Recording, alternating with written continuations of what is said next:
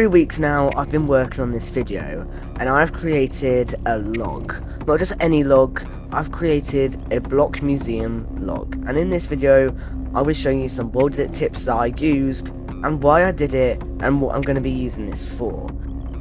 So smash that subscribe button, as I'm trying to get one more subscriber by the end of the month, and let's hope that's you. So without further ado, let's get straight into this video, and here's some of my best world edit tips.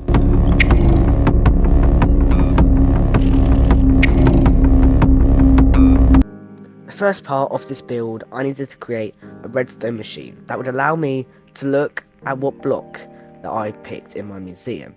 I used red sand as a gravity block to create a gravity kind of machine, and I'm going to use like pistons and my own design. I don't really think I'm a redstoner, but I do like designing it, and well, it did take me a while. Once I came up with the basic idea, I used some target blocks and some redstone blocks to kind of mesh it all together, and it was quite simple and quite compact. As you can see here, it also worked quite well. The idea was that when the pistons extended, the gravity blocks would fall and get destroyed by some dripstone underneath. Obviously, at the end I ended up using torches, but it still worked pretty well. Now, once I'd done with the redstone, I started to design up the stairs and some patterns. I wanted to use mangrove wood, as I think it would go quite well with the log kind of theme, and it ended up looking quite nice. As you can see here with the stairs, I added in some textures or some deep slate to add a bit of contrast, and it's really good to add contrast to your builds. I also added in some shapes around it, creating like a rectangle, square around it, and making it quite a bit. I did the inner square with like a mangrove log, the unstripped version, and then I did the around it, as you can see in a minute, a larger square but stripped this time, and that created a really nice like depth to the build, which was really nice. Then I added some more depth with some mangrove planks around the side, and it started to come together. As you can see, I've got some shaders on with this build, and the shaders are so nice with it as well. So once I'd done this once, I obviously copied and pasted it a couple of times. I wanted in total there to be 6, so I had to copy and paste them 6 times. Then I also wanted to do 3 on the other side to create the 6, and you can see here I kind of messed up with the copy and pasting command. And I think the copy and pasting command is so underrated, and if you're definitely using it, definitely do it, because it's so much easier, it saves you so much time, and you can obviously rotate it as well using the / rotate command, and it ends up looking so good. So now that I have 6 of what I want to do, we can finally start getting in to the building. I want to start off with some terrain, what I want to go on. I didn't just want it to be some flat, super flat world and look so dull. So what I decided to do was to create a muddy kind of grassland area, like a bit like the mangrove forest that it belongs in.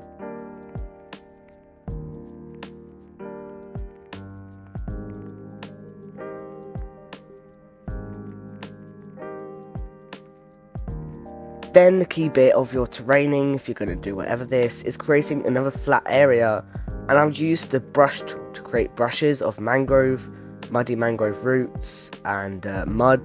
This was quite nice. I also experimented with the smooth tool here, to smoothen out the build, because as you can see, it looks a bit lumpy, and I actually really liked how this turned out. But the next up was the shape of the log, which was where I was going to put my 6 block museums.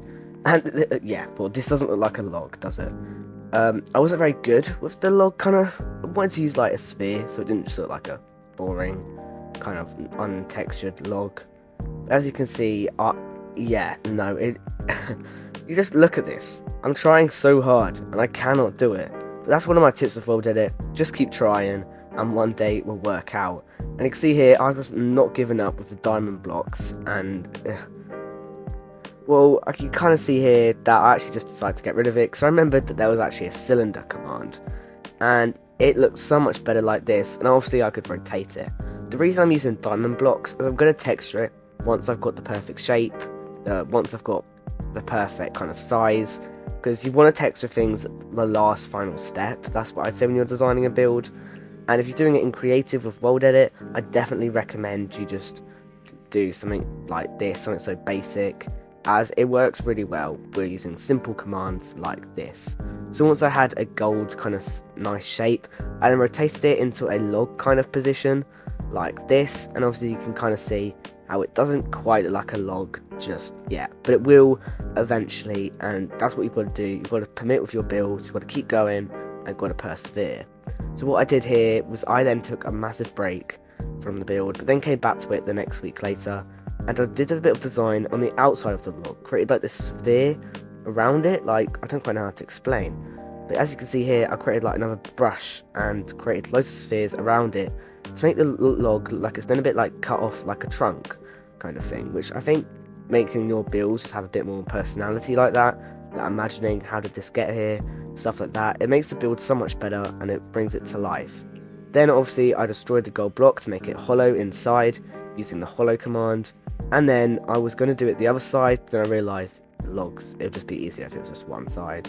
I didn't really want to get put through for that because this video needed to get finished. I tried to use the smooth command there because for some reason I thought it'd look better, but it didn't, so that wasn't obvious. And the next stage was the texturing. I used a command using the percentages of blocks, so like / replaced with the gold block with the percentages of the block. It was 50% dark oak wood, 50% stripped. But yeah, it was a really simple texture, but actually looked really, really nice. And then what I wanted to do was add some leaves around the build. But obviously on a large scale, you couldn't do that. But yeah, again, I whipped out my brush and I started painting. I used some mangrove trees around it to create a bit more of a luscious kind of feel. And the reason I'm not using mangrove wood as a log, which is a good question, is that I just don't think it really looks like a log. It's just red, and well, it doesn't really fit the log kind of theme. But at the end of the day, it all kind of fits together, and with the mangrove leaves, it started to look really, really nice. The next stage though was to create the build and put it together, merge them together, and put in the stripped mangrove build, the block museum, whatever you want to call it really. I don't quite know what it is, it's a monstrosity.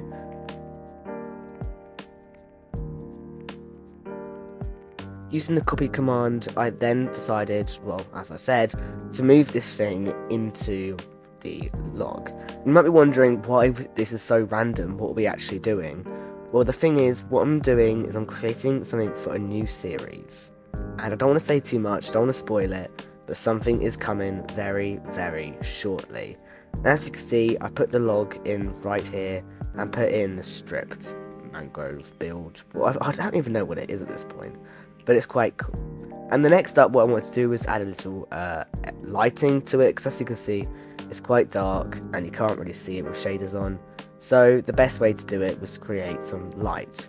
What I wanted to use was verdant frog lights, as you can see. So I whipped out the brush again and I created a verdant frog light brush, which is quite nice. I really like using the brush tools as they just work really well. And using the verdant frog light brush, it looked a bit messy at first glance. You could kind of see, looked like I've rushed the build a bit. And if you've got time, you don't really want your build to start looking like this. You want your build to be as perfect as possible, and well, if it looks just like it's been rushed, it really isn't that good. So I wanted it to have a bit more depth and feeling to it, rather than just look like I've pasted frog lights all around the place and look like a 3-year-old's done it, which is not what I wanted my build to look like. So which is why I waited another week to get this build better. You can see I've messed up with replay mod a bit. I didn't mean to do this, it just keeps going into like builds, I don't know why. If someone in the comments could like help me out with that, that'd be lovely, because I don't know why it does that. But anyway then, I then created a frog light platform above, creating a bit more flat, a shape. I think shapes in your builds create a nice texture. But I didn't like it, and I got rid of it, which is something you have to do quite a lot with builds. If you don't like it, get rid of it, that's what I say. And I created up a diamond block floor, and I was texturing it to be a bit of a deep slate, have a bit of moss in it, just a bit of greenery, and create a bit of a different flooring around it, which I think comes together quite nice. Just using different blocks that have a bit of contrast as well. Contrast is so underrated, and I think you should definitely start using it in builds, like a lot more. And what you can see here is you can kind of see the contrast here. It's a deep slate, the moss, the mangrove. It started to look quite nice, but the roof still just wasn't coming together in my head. So I decided to create a little platform sticking out from the mangrove area and creating like something where you'd kind of like a light your fly in. Even though I'm probably being creative with what I've been doing, but I'd still like to think it'd be a bit survival friendly. Obviously not to build, as this thing is quite big and on a huge scale. This is by far the biggest thing I've ever built, and it's quite hard for me just to come up with ideas like this. You can kind of see the symmetry on this didn't work out, and I didn't know this at the time, but I did go back and fix it off camera, which you can kind of see here. I did, and yeah, it really came together with all this. But the next stage was creating a block palette. Block palettes are the best thing in Minecraft. You cannot go wrong with them, and I think just giving it a minute just to dig for block palette is such a good idea. Here, this block palette, I was kind of going for like a greeny kind of mossy feel, and I was going to use this brush. Okay, I know, I keep using brushes. Honestly, brushes are so good. Like, if you want a tutorial on how I use brushes, then like the video and subscribe, and I will, because I love this so much. And then you can see here, I then nearly done and start creating a mossy kind of look around the build, and it's so much better than the frog lights. It looks so much neater, and it honestly just brings the build so much more life. And like, it looks a bit like the build's like a bit old and it's got moss around it and like a fungus kind of thing. It just started together really nice. So I started covering this up with the mangrove with this moss kind of brush, and it started to come together really, really nice. I have been yapping pretty much this whole video, and well, I'm not going to stop either. But now I've placed down some torches to make sure that when I remove the click the button and the sand falls down, I don't just have a massive clog of sand and it gets destroyed, which is really nice and easy, and it's quite nice actually having this build, because it basically uses a lot of my skills that I have. And you can see now that we're now ready to get into the final preparations of the build. Obviously just cleaning this up now, putting in some blocks so it doesn't look messy or anything.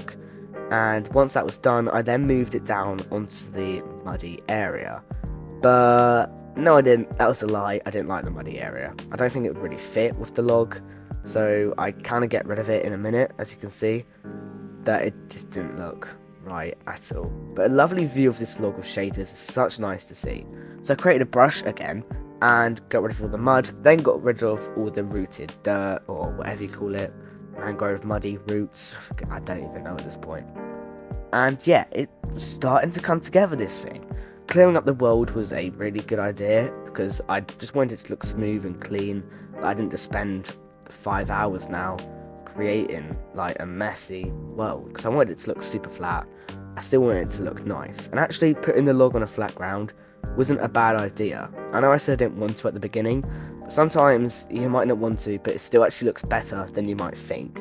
I then removed all the other stuff that I needed, so I got rid of all this because it was already in the log, so I didn't need to keep reusing it. Got rid of this, just filling it all up with dirt, the bottom bit. For some reason this took like so long.